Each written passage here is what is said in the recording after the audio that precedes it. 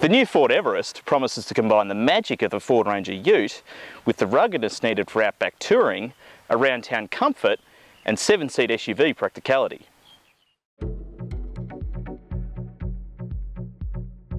The Everest will join a growing list of ute-based large SUVs and will compete with the likes of the Isuzu MU-X, Holden Colorado 7, Mitsubishi Challenger, as well as the upcoming Toyota Fortuner.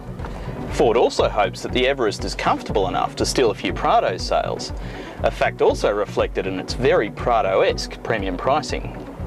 Helping the Everest move beyond its commercial vehicle roots is an all-new Australian-developed design from the A-pillar rearwards, which has been optimised for passenger comfort and safety across all 3 rows of seats.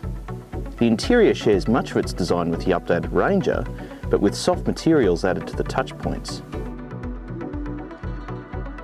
The middle row has heaps of room for large adults, and the 3rd row is surprisingly roomy, but still only big enough for small adults. The rearmost seats are also pretty firm and flat, but both rows fold flat to create a huge cargo area. There's an impressive array of safety features available, and all versions come with a reversing camera and rear parking sensors.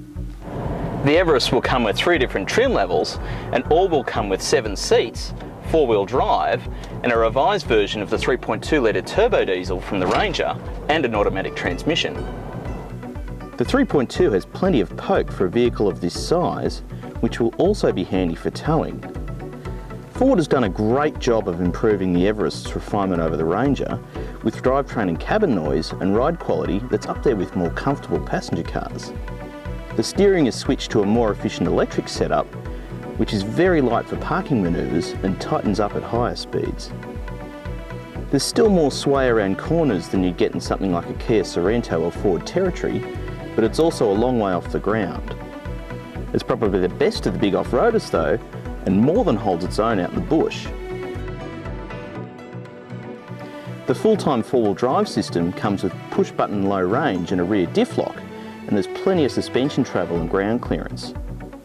Ford has also added a new 4-mode terrain management system, which optimises the traction control to get the best out of the Everest over a variety of surfaces. The Ford Everest blends comfort and dynamics with ruggedness very, very well. It's not cheap, but it's likely to win plenty of friends in Australia who are after an SUV that'll do pretty much anything.